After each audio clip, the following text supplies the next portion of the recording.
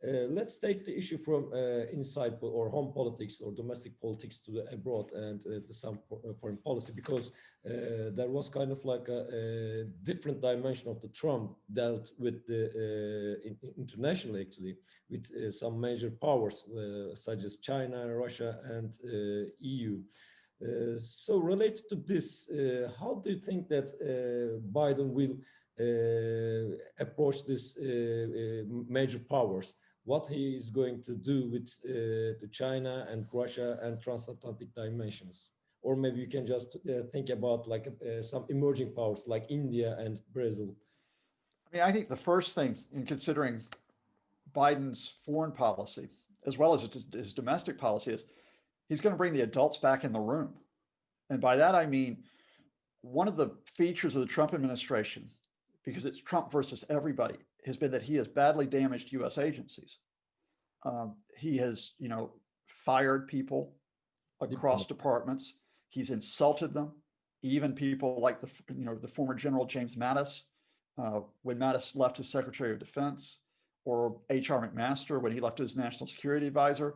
Trump has said that his CIA were Nazis. I'm not lying. Go back to it. Who were trying to overthrow him. He's gone after the FBI. He's gone after the State Department. He is dismissing people in the Pentagon, even as we speak, including the Defense Secretary, Mark Esper.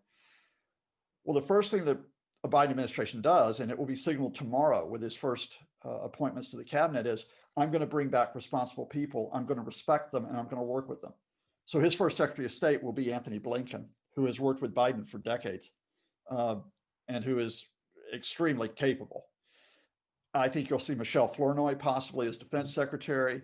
The former Assistant Secretary of State for Africa has become the UN ambassador, or will be the UN ambassador tomorrow. These are people who have decades of experience, and they were all in an Obama administration. So they're known factors. I think that's the easy part, though. I think the difficult part is to recognize that there will be a huge series of foreign policy challenges, in part because Trump has been so destructive, but in part, even before that, this is a changed world where you're not talking about America as the leading power. And it's probably time to recognize that. So let's take China, for example. It isn't a question of America and China carving up the world, but it's a question of the rules of the game. Instead of having trade wars and threatening to break each other economically, instead of talking about a possible war in the South China Sea, you have firm negotiations, firm and clear-eyed negotiations. Yeah. So when it comes to, let's say, China, you're not going to see the destructive trade wars that took place or have taken place under Trump. You're not going to see the posturing over the South China Sea with the threat of confrontation. But what you'll have is firm negotiations across a series of topics that are outstanding. Topics like intellectual property, topics like the relationship between the currencies, topics between international economic visions, between the longstanding American vision since World War II versus what we tend to call China's Belt and Road Initiative, which is an alternative in organizing countries economically.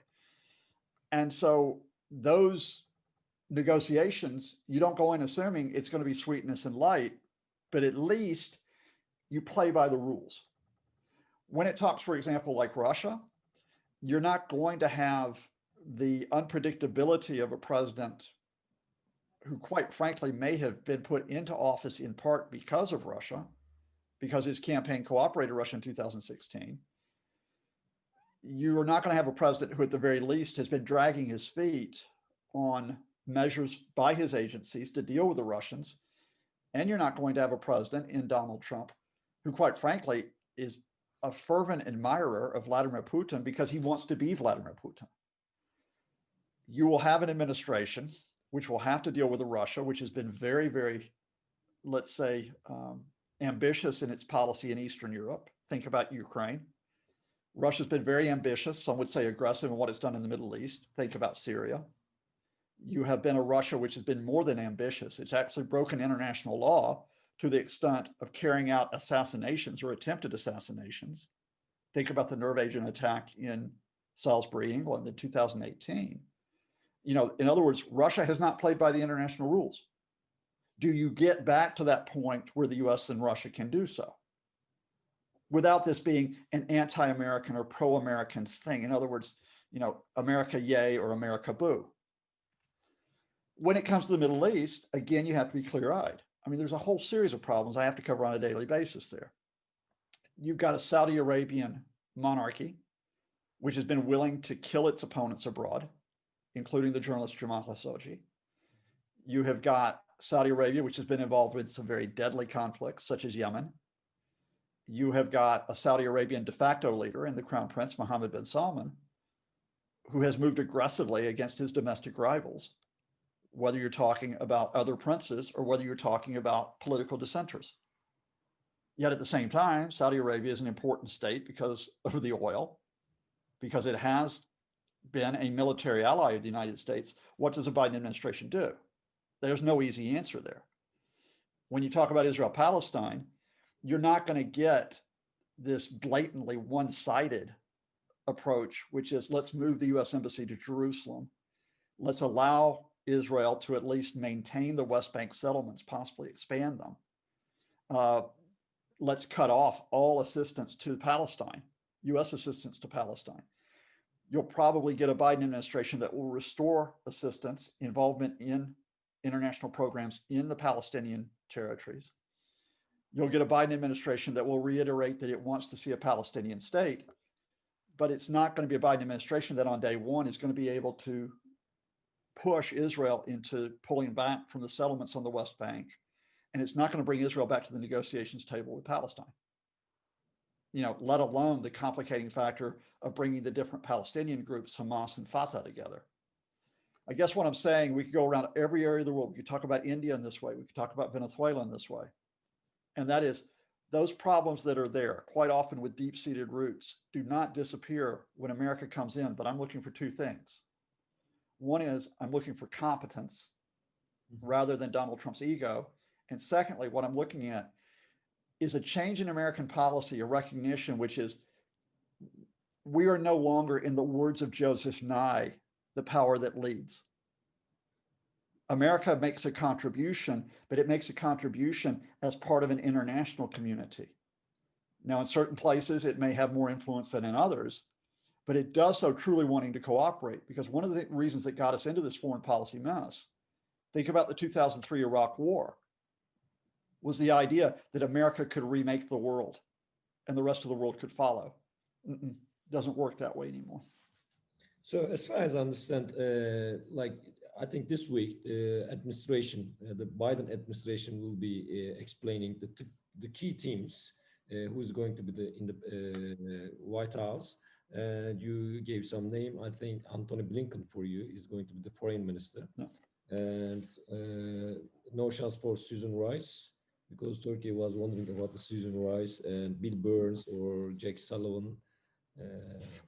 Well, the story out there is that Jake Sullivan may be the national security advisor. Mm-hmm.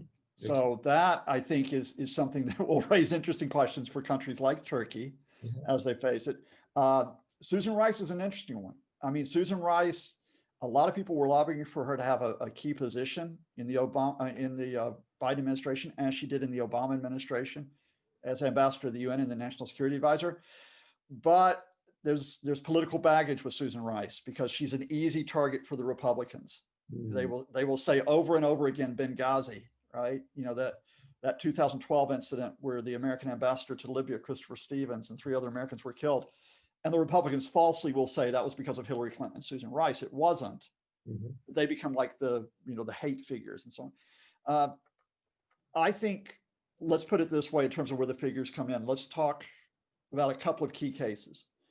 One is with Turkey, that here again, you have got a difficult case, which is we know Joe Biden is on the record that he is not a fan of President Erdogan. And he's made some comments that have been far from polite about President Erdogan. President Erdogan's made some comments that have been far from polite about Joe Biden. But Turkey's in a very tricky position right now, both domestically and in terms of the region. And that is, the Erdogan government is trying to deal with a lot of opposition within the country and has often been very fierce in putting down that opposition. How far can they do that? That you think of that. Secondly, in the region, they are gambling on being the dominant influence in the Middle East and North Africa. They're gambling on that with Syria. They're gambling on that with Libya. But it's not just a question of facing the Assad regime or facing the divided groups in Libya. They're facing off against the Saudis. They're facing off against against UAE.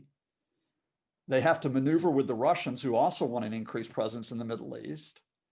You know, the Middle East is like this kaleidoscope of moving parts. And what that means is that on the one hand, I don't think Erdogan's going to go give Joe Biden a big hug immediately. But on the other hand, Erdogan's not going to burn his bridges with Washington. He'll continue to say things such as the Gulenist, I don't want another coup like in 2016, and he'll expect the Americans to respect that. But on the other hand, he will not, for example, pull Turkey out of NATO. He'll not close down the American military base. You know, it's going to be a question, again, of establishing the rules of the game between the US and Turkey. Next door in Syria is the one that I'm watching because of EA Worldview, this site I run. We've covered Syria almost every day since the uprising of March 2011. Part of the baggage for Biden and for those people that will be in his administration is, in my opinion, this is their big failure from the Obama administration, in that they let Syrian civilians down. When the United States did not stand up to the Assad regime and did not stand up to Russia in 2013 over the chemical attacks, and when they did not stand up even before that over conventional attacks, say by having a protected zone for civilians, they lost the initiative in Syria. And the powers that are important in Syria right now is, okay, fine. The Americans are alongside the Kurds in northeast Syria, where there's a lot of oil. We know that. But for the rest of Syria, if it's the Assad regime areas, it's Russia that's the key power alongside Iran. And who's the key power in northwest Syria?